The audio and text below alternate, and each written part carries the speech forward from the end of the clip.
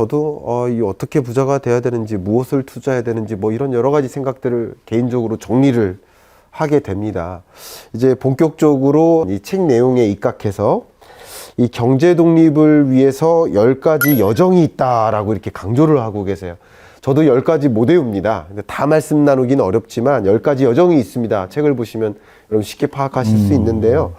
그 중에 제가 개인적으로 눈에 띄는 여정들이 있어요. 그게 4단계인데요. 첫 번째, 그 4단계 여정에서 매일 1만 원씩 여유 자금을 만들어 투자하라.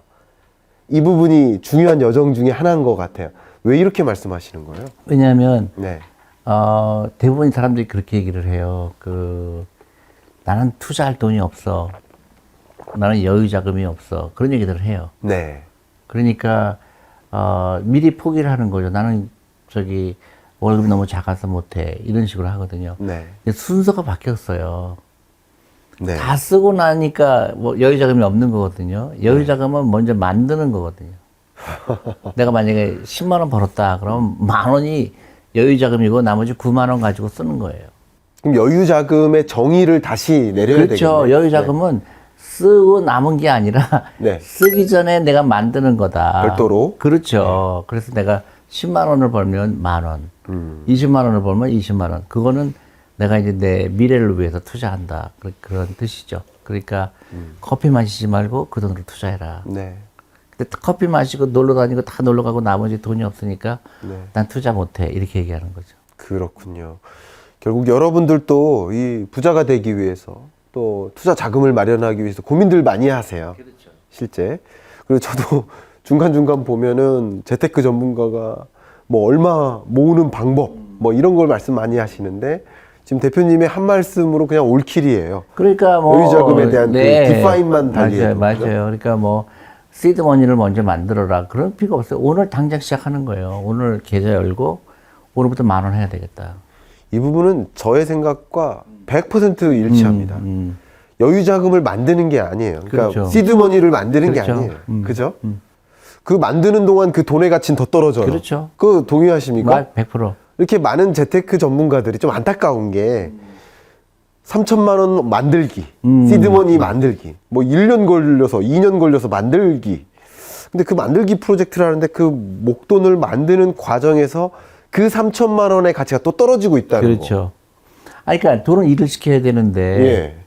왜 자기가 일해요. 그렇죠. 그렇기도 하고 왜 3천만 원 될 때까지 일을 안 시켜요? 예, 그렇죠. 네, 만 원도 시키고 2만 원도 시키고 5만 원도 시키고 계속 시켜야죠. 좋습니다. 그 여정 중에 5번째 단계인데요. 그 단계가 퇴직연금 제도를 활용하라. 이 부분 너무 중요해요. 너무 중요하죠. 요즘 또 고령화 이슈가 또 크게 더 다시 한번 대두되고 있고 정권 교체 기간에 그러면서 이 퇴직연금 제도에 대한 관심도 있는데 이걸 왜 활용해야 되는지 어떻게 활용해야 되는지 설명해 주세요. 왜냐하면 퇴직연금이라는 거는 노후를 위한 자금이잖아요. 네. 근데 너무 놀랍게도 퇴직연금이 지금 다 잠자고 있어요. 몇백조가 네. 투자가 안 되고 있어요. 원금 보장형에 있어요. 그러니까 저는 전 세계에서 가장 잘못 이용되는 퇴직연금 제도예요, 한국이. 또 이 퇴직연금이 주시장에 들어와 있지 않거든요. 근데 사람들이 너무 웃기는 거예요. 생각하기 나름이다. 퇴직연금이 내 마지막 보루이기 때문에 원금 손상이 되는 거 두려워하는 거예요. 네. 근데 저는 그 말이 너무 신기한 거예요. 예. 마지막 나면 보르니까 뭐예요? 제일 열심히 시켜야지. 그잖아요? 그러네요. 네. 예. 마지막 나면 보르니까 이거는 진짜 완전히 그냥 맥시멈으로 일을 시켜야 되잖아요. 근데 이거를 지금 다 잠자고 있어요. 그렇네요. 그러니까 마이너스 되는 게 두려워서. 그러니까 이게 너무 안타까운 거죠. 그러니까 전 세계에서 꼴찌예요. 이 퇴직연금의 주식 투자 비중이. 네. 미국 같은 경우는 약 40%가 주식 경펀드에 들어와 있는데 한국은 2.7%예요. 굉장히 낮네요. 다 원금 보장형이에요. 결국 마지막 보류이니까 이것을 더 적극적으로 활용해야 된다라는 생각, 그 생각을 말씀 주셨습니다. 6번째 단계인데요. 제가 10가지 단계를 다 말씀드릴 수는 없습니다. 그건 이제 기회가 되신다면 책을 통해서 확인해 주시면 좋겠고요. 6번째 단계가 또 이어서 연금저축펀드. 네, 네. 이것도 강조하고 계시거든요. 그러니까 이제 특히 연금저축펀드 같은 경우는 세금 혜택이 워낙 좋아요. 그리고 그 돈을 버는 게 전부 55세가 되거나 아니면 55세가 넘으신 분들도 내가 찾을 때까지는 세금이 계속 이연이 되잖아요. 네. 세금이 이연되는 효과가 굉장히 크거든요. 내가 세금을 내야 되는데 그 세금이 오히려 나의 노후를 위해서 일하니까 너무너무 좋은 거잖아요. 그러니까 이거를 안 하는 거는 문제가 있죠. 근데 이거를 퇴직연금도 주식 투자 안 하고 네. 연금저축펀드도 안 하면서 빚을 내서 주식 투자하는 분들이 계세요. 그러니까 그건 굉장한 마이너스네. 굉장히 마이너스죠. 세금을 다 잊어버리고. 그렇네요. 이거는 완전히 그 어떤 장치가 전혀 없는 거잖아요. 네. 돈을 빚까지 졌잖아요. 빚을 내서 투자하려면 그러니까 그 이자 수익만큼 그 이상을 또 벌어야 되기 그렇죠. 때문에 웬만큼 벌어서는 버는 게 아니잖아요. 그렇죠. 그러니까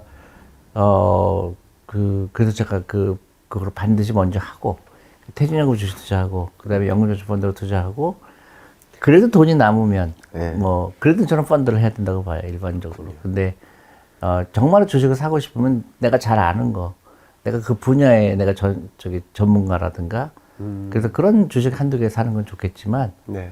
다 무시하고 나 혼자 주식 또 정말로 이해가 안 가는 거는 이제 직장을 그만두고 주식 투자하시는 분도 계세요. 그 데이 트레이딩 하는 거 절대 그걸 하면 안 된다고. 네. 좋은 방법이 아니죠. 네. 그러니까 금융 문맹에서 탈출하고 금융 투자에 관심을 갖되 대표님께서 말씀해 주시고 조언 주신 것처럼 건전한 투자, 네, 그런 것에 관심을 갖는데 오늘 이야기가 좀 도움이 되셨을 거라고 생각이 되고요. 대표님 말씀 중에 제가 굉장히 와닿았던 게 마지막 보류. 그 마지막 보류에 해당되는, 그러니까 자산 중에, 금융자산 중에 특히 그 많은 비중을 차지하고 있는 퇴직연금, 그리고 연금저축. 이게 돈을 벌게 해야 되는데 요게 멈춰 있다, 자고 있다. 그래, 맞아요. 그러면 굉장히 상식적으로 어긋난 투자 방식이다라고 생각이 좀 그렇죠. 들거든요. 그리고 퇴직연금 같은 경우는 이미 돈이 쌓여 있는 거예요. 그러니까요. 그 작은 돈이 아니에요. 네. 그걸부터 일시키면 그 노후 준비에 큰 도움이 되죠. 웬만한 직장인들의 경우에는 그 퇴직연금이 전체 금융자산의 뭐 8, 90% 될 것 그렇죠. 같아요. 그냥 감으로. 맞아요. 그렇죠. 맞아요. 금융자산 중에서만 생각을 해본다면, 그러니까 역시 그것이 돈을 벌게 하는 생각을 가져라. 이런 생각을 아예 해보지 못한 분들이 분명히 계시거든요. 굉장히 심각한 게요. 기업도 몰라요. 그 얘기는 정말 안타깝지만 네, 사실인 것 같습니다. 기업도 몰라요. 네. 기업의 담당자도 잘 모르시죠. 담당자도 모르죠. 네. 그래서 지금부터는 정말로 시간이 없어요. 그렇군요. 시간이 없습니다.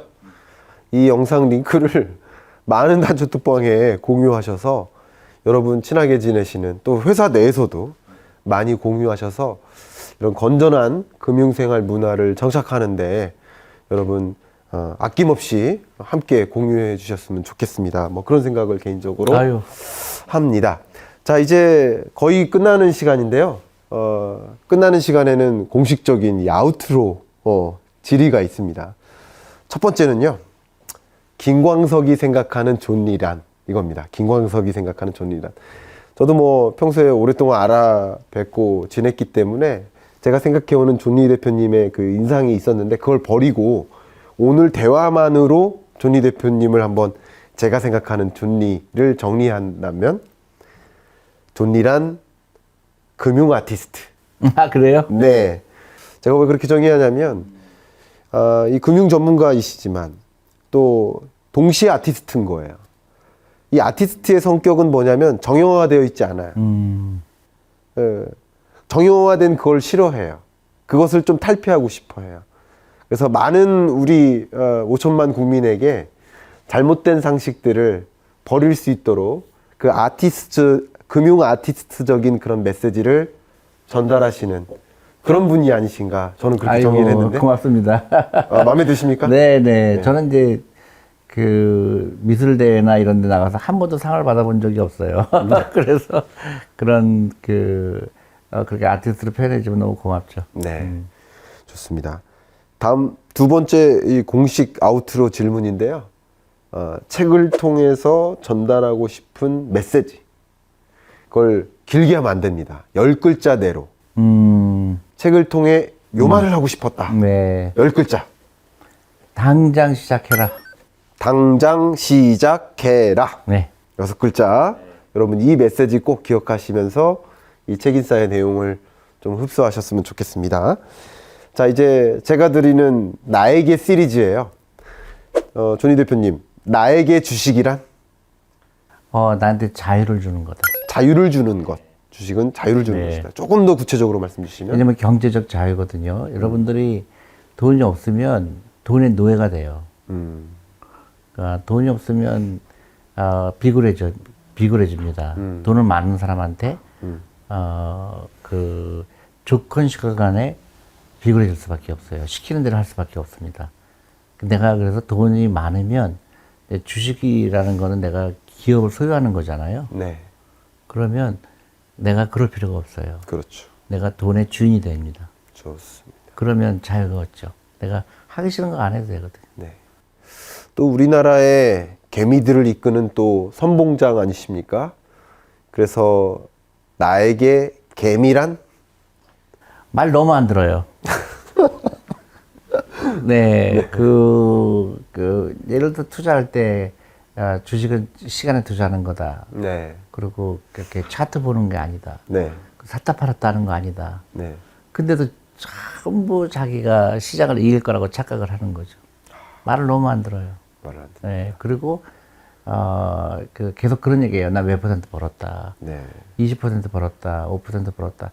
그게 무슨 의미가 있을까요? 내가 100만 원 가지고 5% 벌면 5만 원 번 거거든요. 네, 5만 원이 나한테 노후 준비에 얼마나 큰 돈이 될까?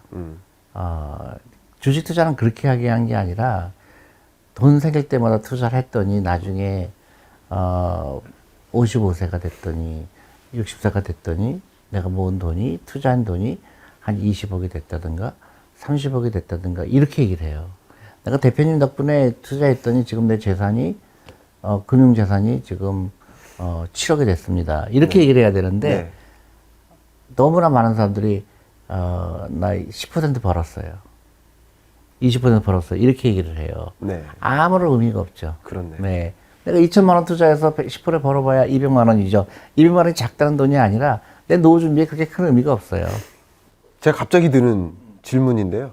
저도 이제 경제전망 강연을 딱 하고 나오면 결국 많은 분들이 이제 절대 그런 식으로 하지 말라고 또 말씀드리는데도 꼭 질문 중에 하나가 무슨 종목 사야 돼요? 그렇죠. 그러는데 혹시 대표님께도 그런 질문을 하나요? 너무나 많이 봤죠. 너무나 봤죠.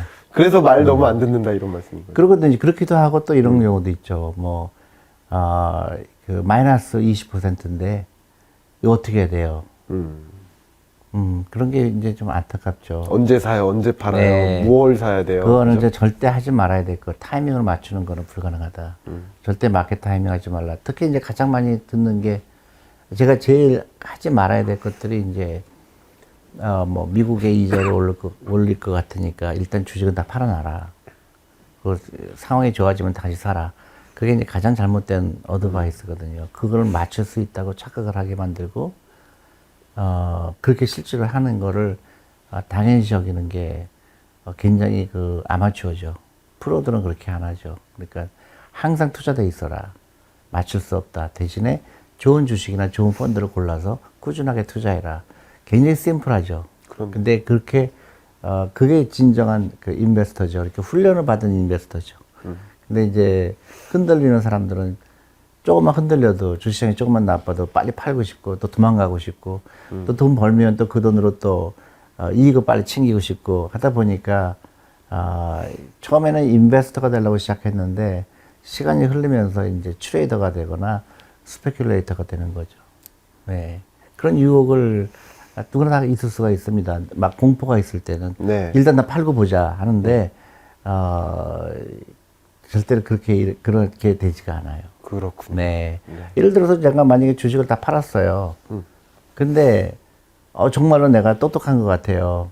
그 시장이 마이너스 10%가 된 거예요. 역시 나는 천재인 것 같아. 근데 이제 이제 주식은 좀 당분간 안 해야지. 그래서 이제 6개월 있다가 우연히 그 주식해서 보니까 뭐 100% 오른 거예요. 그러니까 나는 마이너스 20% 팔았는데 네. 보니까 100% 올라간 거예요. 그런 경우가 너무너무 많은 너무 거거든요. 많죠. 너무 많은 거거든요. 그러니까 그 타이밍을 맞추려고 하는 게 얼마나 그 의미가 없는지. 예, 그런 게 이제 투자의 훈련이죠. 그 좋은 주식을 고르는 거라든가 좋은 펀드를 고르면서 꾸준하게 투자했을 때 그 즐거움은 나중에 다 엄청난 그 즐거움으로 나오게 돼 있어요. 그렇게 장기 투자하고 펀드 투자하고 그리고 많은 그 시간을 트레이딩에 쓰는 게 아니라 나의 성장에 쓰는 그럼요. 내가 놀러 다니는 게 낫죠. 자기 잠자는 게 100배 낫죠. 너무 좋은 말씀입니다. 자, 우리 책인싸의 마지막 공식 질문입니다. 책을 통해 핵인싸를 만나서 인사이트를 들어보자. 나에게 책인싸란? 너무 고마운 존재죠. 나 혼자 힘든데 이런 또 프로그램을 통해서 또 한 명이라도 더 접근할 수가 있잖아요. 그럼요. 그래서 설득하고 네. 이제 이게 온 국민한테 이런 금융 교육 중요성, 또 투자의 중요성을 알리는 좋은 역할을 한다고 보는 거죠. 네. 보니까 이 자리에 있는 이 스태프분들도 이미 매료가 돼가지고 다 적고 이렇게 핸드폰에 적고 있어요. 아마 이 영상을 보시는 많은 구독자 여러분, 시청자 여러분들도 이미 나도 어떻게든 금융문명에서 탈피해봐야겠다. 조니 대표님의 인사이트를 채워야 네. 되겠다. 그런 생각을 하셨을 거라고 믿겠습니다. 대단히 감사합니다. 네, 고맙습니다. 네. 네.